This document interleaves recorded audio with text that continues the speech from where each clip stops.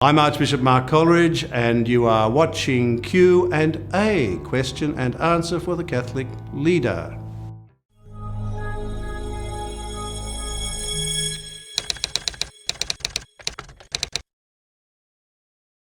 Someone asked me recently, how important is forgiveness in the life of a Christian?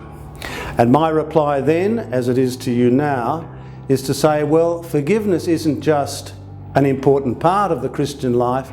Forgiveness in a very real sense is the whole of the Christian life. Not just part of it that I might need every now and again. If I do the wrong thing, if I slip up, then I need forgiveness, but most of the time I don't. No, forgiveness, the perfect forgiveness that comes to us in Jesus Christ, is the very heart and soul of the Christian life. It is the good news. If you ask me, what is the good news that God gives to us in Jesus? It can be put very simply. You are forgiven. And deep down, it's forgiveness that I need and it's forgiveness that I desire. Not just brushing up my life here and there, not just rearranging the furniture, but to know deep down there is the forgiveness that I feel, even in unconscious ways, I need if I am really to experience life and experience it to the full. Forgiveness never makes sense. So there's something illogical, almost unreasonable about forgiveness. Therefore, I can never earn forgiveness. If you think of the story of the prodigal son, it's the story of our life.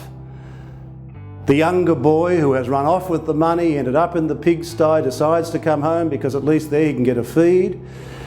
The father runs to meet him and offers him an embrace of forgiveness that he has not earned.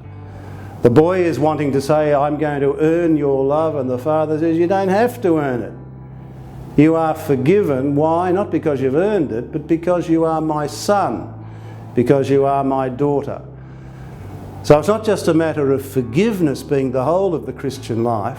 What is more extraordinary and wonderful about it is that it is completely unearnable and unearned.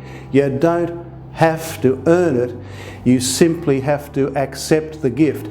But in order to accept the gift, we have to say, I have sinned.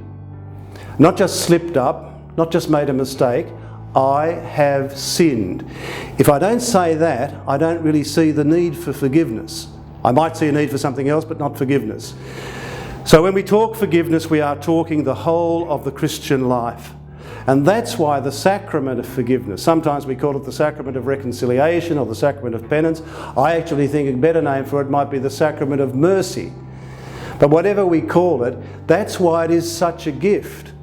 Because what happens there, where I come before God and say, I have sinned, that can be hard to do, but it's also liberating. I say, I have sinned, and the word that God speaks back to me is, you are forgiven. You haven't earned it, but you have been forgiven.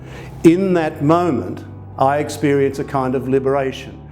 And that's what's at the heart of the good news that comes to us in Jesus. Is being set free like those slaves from Egypt. But I will never be set free unless I experience the forgiveness, the perfect forgiveness that comes to us here and now in Jesus Christ.